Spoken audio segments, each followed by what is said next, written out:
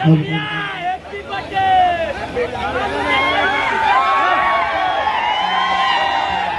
भैया happy birthday. और इतना मेहरारू से क्या खा हुआ है बोला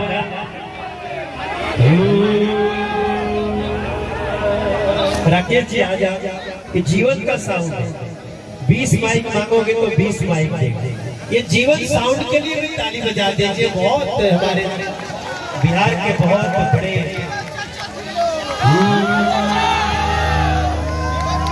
हम बस 2 मिनट में अपनी वाणी को देंगे विराम। रितेश पांडे छेड़ेंगे संग्राम। डिम्पल का, काजल का, अनुपमा के होंगे गान।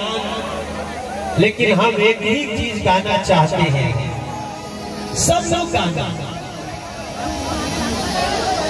हर कर्म अपना करेंगे है वतन तेरे।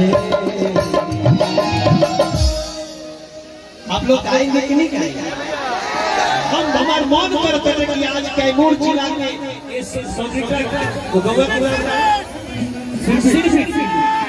सिरबिट गांव में आज के मीडिया के लोग बांटे, जितना मोबाइल बांटे दुनिया के बतावे बिहार के कैमूर जिला के सिरबिट गांव में सेना के सम्मान में गाना हो रहा बाटे, नरेंद्र मोदी के सम्मान में गाना है। हर कर्म अपना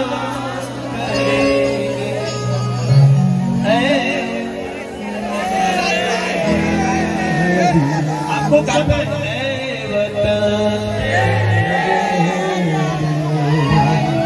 दिल दिया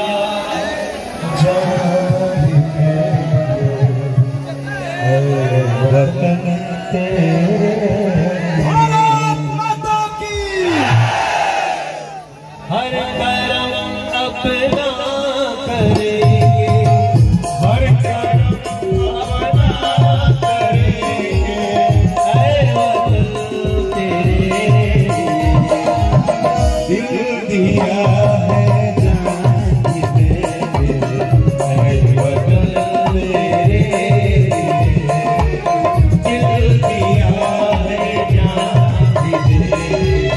ऐ वतन मेरे।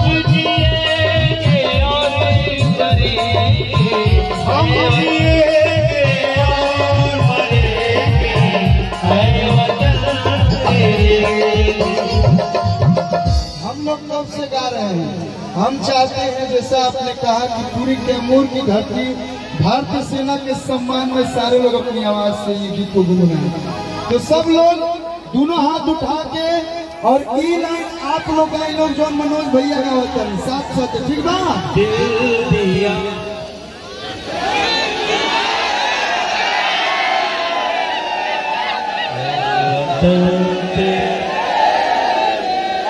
हम जिएंगे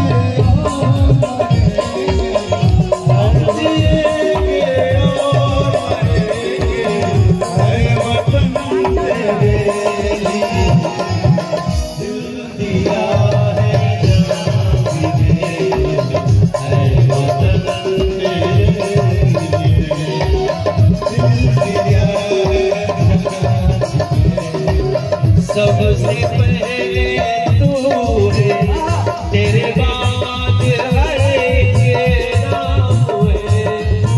सबसे पहले तू है, तेरे बाद हर एक नाम है। तू मेरा, ये देखो हमारे कैमूर जिला के भाजपा के अध्यक्ष हैं ओम प्रकाश पांडे जी, उन्होंने ये झंडा सबको मुहैया कर दिया। राजभूषण जी, हैरी भाई, जमा भाई, ब्रजकिशोर बेन जी, आप सब लोग इसको पकड़ लो जो जहां पे, और दोनों हाथ उठाना, जिसका हाथ खाली है दोनों हाथ उठाना। हम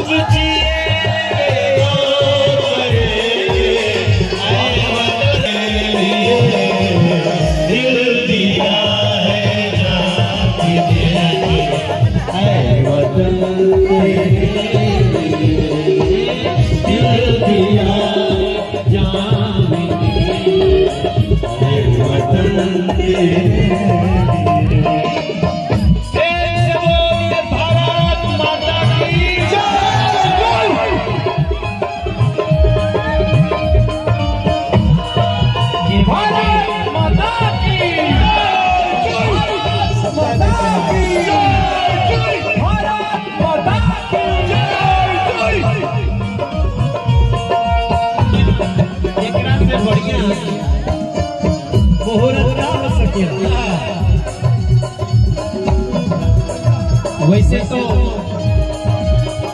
भैया थैंक यू आप सब लोग के हम दोनों को हाथ जोड़ के प्रणाम करतनी कि जहाँ इतना बड़ा बड़ा स्टार होके सुंदर सुंदर हीरोइन बड़ी सी हरौआ सब भारत माता के गीत पर सेना के सम्मान में पूरा लाइट जला देनी जा। आई लव यू आप लोग के बहुत बहुत प्यार बाटे, बहुत बहुत सम्मान बाटे। मनोज भैया जी एगो बस ज्यादा एक सेकंड है। रौरा बानी मंच में रौरा साथ अगर हम बात गए तो मन थोड़ा अंदर से ऐसी कर जाए। एक लाइन हम साथ बोले भाई हमारा